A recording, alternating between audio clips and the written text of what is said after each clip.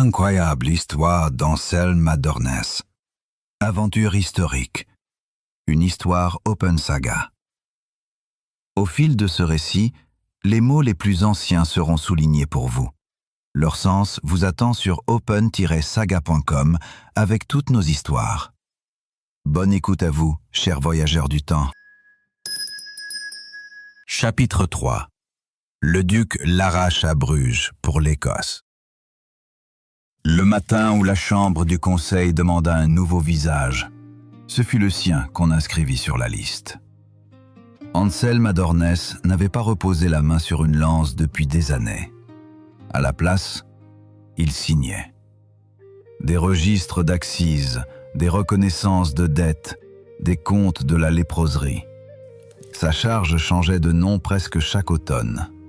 Chef de quartier au Sint-Niclas-Estandel, conseiller, trésorier, commis aux finances de la cité. Il apprenait à gouverner Bruges par les chiffres. Et puis vint l'été 1468. Juillet 1468. Sous les bannières d'or du Marthe, un cheval bardé se cabre. Charles le Téméraire vient d'épouser Marguerite d'York, et Bruges entière est devenue son théâtre. Au-dessus des toits, les charpentiers ont accroché des arcs de bois peint. Des fontaines de vin coulent rue Saint-Jacques. Sur la grande estrade, Olivier de la Marche, chambellan du duc, a déroulé son cycle des 12 travaux d'Hercule, joué devant la cour comme une promesse politique. Le héros antique étrangle le lion, écrase l'hydre, descend aux enfers et remonte couvert d'or. Le duc regarde sans ciller. Marguerite, dans sa robe brodée, ne sourit qu'à peine. Au-delà du parc, on dresse les lices du pas d'armes de l'Arbre d'Or, organisé autour d'Antoine, grand bâtard de Bourgogne, et dont Anselme, en habit de cour, est l'un des organisateurs. Voici plus de 20 ans, sur ce même pavé, une duchesse lui avait tendu un corps de cuivre. Il a 43 ans désormais. Ce n'est plus lui qui court à la lance. C'est lui qui prépare les listes, distribue les couleurs, accorde les places. Entre les deux dates, Anselme a fait ce que font les patriciens qui veulent que leur lignée tienne. Il a marié, il a acheté, il a prêté. Marguerite, qu'il a épousée à 18 ans, lui donne enfant après enfant. Sur les fonds baptismaux défilent les parrains. Louis de Groutouzeuse, le Florentin Tommaso Portinari et des Doria venus de Gênes. Il habite non pas dans la maison familiale, près de la chapelle, mais sur la Verversdyk, la digue des teinturiers, entre le Schotandyk et le Schotandplass. Ses entrepôts touchent à ceux des marchands écossais. Il les croise chaque matin. Il connaît leur nom, leur cargaison, le prix de leur toison. Sa fortune ne dort pas. Il achète la lin par ballot et le revend pour le mordançage des draps. Il fait venir du tissu de Tournai et d'Angleterre, en finance le transport, prête à un négociant en janvier 1458, médit entre deux autres l'été suivant. Presque tous les 2 ans, un notaire vient enregistrer sa main entre un Brugeois et un Génois. La nation génoise, à laquelle il appartient par le sang, lui demande sans cesse de tenir la balance. Sous les bannières des noces, pourtant, quelque chose manque. Sur le Schotandyk, les volets des comptoirs écossais sont clos depuis l'an dernier. Le Parlement d'Édimbourg a tranché en 1467. Plus de draps brugeois pour les sujets de Jacques III. Plus de marchands écossais sur la Verversdyk. Les ateliers de teinture tous. Les courtiers se cherchent en silence. Sur le quai où Anselme marche tous les jours, l'odeur de la guêde et de l'urine d'apprenti s'est faite plus rare. Le duc le sait. Quand il regarde, depuis sa tribune, les jouteurs ferrer l'Arbre d'Or, il regarde aussi les comtes de la ville. Sans la laine d'Écosse, la draperie flamande s'en roue. Sans la draperie, c'est Bruges. Il a gagné la guerre du bien public contre Louis XI 3 ans plus tôt. Il vient d'épouser la sœur d'Édouard IV.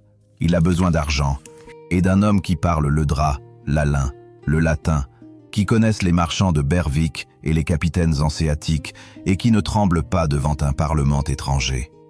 Au lendemain du pas d'armes, Alors que les armures sortent encore des bains de cire, le duc convoque Anselme dans une chambre attenante à la salle des banquets. Sur la table, une carte de la mer du Nord, un sceau, un encrier. Charles le Téméraire ne lève pas la voix. Il pose une main sur le bois et lâche. « Adornès, ils ont chassé les nôtres. » Anselme n'a pas besoin qu'on précise. Il connaît la sentence du Parlement écossais comme il connaît le tracé de la Werversdijk. Il répondit posément. Le Staple, le monopole de débarquement des laines écossaises, a quitté Bruges pour Middelbourg de longue date, monseigneur. L'embargo de l'an dernier a rouvert ce qui n'était qu'à demi fermé. Le duc reprend, plus court. Bruges en faiblira si Édimbourg ne revient pas. Le mot tombe sans emphase, comme un chiffre dans un livre de comptes. Anselme regarde la carte. La mer du Nord, l'Angleterre, Berwick, le Firth of Forth. Enfin, il répondit « Il faudra passer par Londres. Le roi Édouard est votre nouveau beau-frère. Un sauf-conduit anglais nous épargnera la traversée d'octobre. » Le duc hoche la tête et conclut. Les 4 membres de Flandre te suivront. Bruges aussi. Et moi. C'est tout. Aucun parchemin signé ce soir. Aucune licorne brodée. Aucune fanfare. Juste un nom prononcé dans une chambre et une mer à traverser. En sortant, Anselme croise un héros qui inscrit encore sur un grand registre les noms des jouteurs vainqueurs. Le sien y figure parmi les organisateurs. Il s'arrête une seconde. Puis, il descend l'escalier vers la cour où les chevaux d'escorte attendent. Sur la place, la rumeur des noces tient encore la ville. Une grappe de jeunes hommes l'aperçoit. L'un d'eux, plein de bière et de soleil, lève sa coupe et la foule lance vers lui. « Adornès! Aux noces, Adornès !» Il sourit, sans répondre. Il pense déjà au registre qu'il devra confier, au compte de la léproserie à transmettre à un suppléant, aux 16 enfants dont les premiers se marient et dont les derniers têtent encore. Marguerite apprendra ce soir qu'on l'arrache. Elle saura. Pendant les semaines qui suivent, Bruges tient encore son souffle de fête, mais Anselme travaille. Il fait copier ses procurations. Il avise les 4 membres. Il écrit à Londres. Le 10 octobre, le sauf-conduit d'Édouard IV arrive enfin, scellé. Il l'ouvre dans la salle basse de la Werversdijk, près d'un poêle de faïence. Le parchemin promet la liberté de passer par les ports anglais en vue d'un futur pèlerinage à Jérusalem. C'est la formule diplomatique du temps, celle qu'on glisse pour couvrir une ambassade de son apparence pieuse. Anselme la relit 2 fois.